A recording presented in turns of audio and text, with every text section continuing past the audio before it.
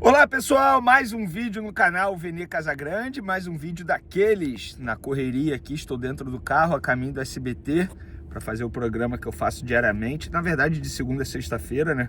Junto com a Fernanda Maia e Lucas Pedrosa. A gente vai falar muito do futebol carioca, mas antes do programa faço questão de vir aqui no canal Vene Casagrande, mesmo na correria aqui, nesse cenário, no improviso, para falar sobre o jogo do Flamengo com o Botafogo da Paraíba. Eu ontem não consegui fazer live pós-jogo, nem gravar vídeo. Confesso para vocês que eu estava bem mal, estava com medo de não conseguir acordar bem nessa sexta-feira para poder trabalhar normalmente, mas agora recuperado, estamos aqui firmes e fortes para mais um dia, mais uma jornada. Mas, enfim, chega de blá blá blá, vamos falar de Botafogo da Paraíba e Flamengo, vitória suada. Mas antes, não posso deixar de pedir para vocês aquela moral para vocês se inscreverem no canal, dar o like no vídeo, ativar a notificação, também compartilhar esse vídeo com os amigos, com as amigas, e assim o canal Vene Casagrande vai crescendo cada vez mais com a colaboração de vocês. No vídeo de agora também vamos falar de Jorginho. José Boto falou sobre o Jorginho, expectativa dele de ter o jogador já para o Super Mundial. Mas antes eu vou fazer minha análise aqui em cima do jogo do Flamengo com o Botafogo da Paraíba. Uma vitória suada. Vou começar bem do começo mesmo. Acho que a escalação do técnico Felipe Luiz foi certeira. Eu só faria uma mudança, começaria com o Matheus Gonçalves. Repito o que eu falei antes do jogo, acho que esse jogador vem merecendo uma minutagem aí, e ele novamente ficou no banco de reservas como opção, acabou entrando no segundo tempo, mas eu acho que ele merecia um pouco mais de minutos em campo. Mesmo sendo reserva, ele já poderia ter entrado antes do momento que ele entrou, no lugar do Michael. E aí eu já vou começar a minha análise em cima do jogo. A gente tem dois viés para analisar o Flamengo diante do Botafogo da Paraíba. Eu vou começar pelo viés bem positivo, porque novamente Felipe Luiz mostrou que ele treina muito bem a equipe dele. Ontem a gente pôde ver um time reserva. Ontem era um time reserva.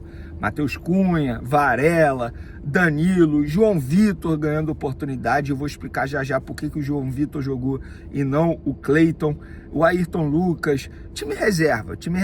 Porém, mesmo com time reserva, o Flamengo mostrou as mesmas características que mostra quando entra com o time titular. Uma marcação sob pressão, uma transição rápida.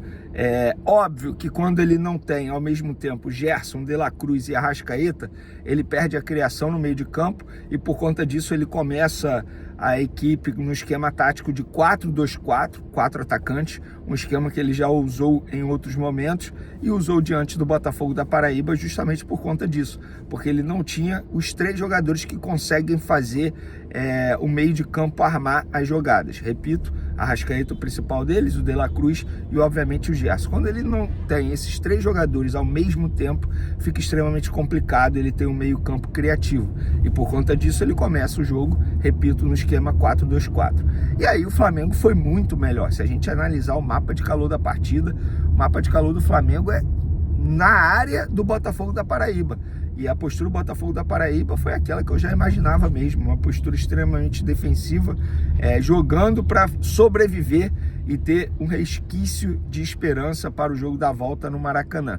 Esse foi o jogo do Botafogo da Paraíba. E aí vou entrar num viés negativo na análise da partida do Flamengo. O Flamengo mostrando o mesmo problema de quando Pedro não está em campo. O Flamengo não é letal. É incrível a quantidade de oportunidades que o Flamengo cria e não consegue converter. E aí a minha crítica ao Michael. Gente, o Michael perdeu um gol ontem inacreditável. Eu até fiz uma publicação nas minhas outras redes sociais criticando o Michael, porque depois, na zona mista, ele vai jogar indireta para jornalista, vai criticar jornalista que o critica falando, é muito fácil falar fora de campo. Claro que é fácil falar fora de campo. É a mesma coisa que o Michael me criticar pelo que eu faço aqui no canal, pelo que eu faço na frente das câmeras, e virar para ele e falar assim, Michael, é muito fácil falar, você não sabe fazer isso, é muito fácil falar fora das câmeras. Eu não posso falar isso do Michael. Eu sou jornalista, ele é jogador. Eu sou jornalista e eu analiso a partida dele. E a partida dele ontem foi ridícula, patética. patética. Um atacante que custa mais de 1 milhão aos cofres do Flamengo não pode perder a quantidade de gols que ele perdeu e o gol inacreditável, sem goleiro, gente. Sem goleiro. E na boa, Michael, você pode ir na zona mista, reclamar das críticas. Eu faria aquele gol. Pra ser bem sincero, cara. Eu faria aquele gol. Um atacante perdeu um gol daquele na frente do gol e sem goleiro. Era só escolher onde botar a bola. O cara vai lá e me perde. E eu faço essa crítica ao Michael porque não é o primeiro jogo que ele comete essa quantidade de erros de finalização e, pelo visto, não será o último. E, na boa, ele é assim desde a primeira passagem dele pelo Flamengo. Inclusive, na final da Libertadores contra o Palmeiras, ele perde um gol na cara do Everton. Vocês vão se recordar disso. Poderia ter sido o gol do título, inclusive, mas enfim, isso é passado. Vamos falar agora do presente. E o Michael precisa ser criticado, porque não dá para um jogador, repito, caro como ele é, caro como ele custa aos cofres do Flamengo, perder um gol daquele. Em outros momentos, vai fazer falta. No segundo tempo, o Felipe Luiz demorou a fazer mudança. Inclusive, até uma curiosidade sobre o Felipe Luiz. Parece que ele espera dar 15 minutos do segundo tempo para ele fazer a substituição. Eu não sei porque que ele voltou com o Michael para o segundo tempo. Ele já poderia ter tirado o Michael, porque o Michael, além de perder gol, ele não fez uma boa partida não, tá? Ah, ele deu trabalho. Gente, na boa, ele não fez uma boa partida. Por falar nisso, o Bruno Henrique é outro também, que não fez uma outra boa partida.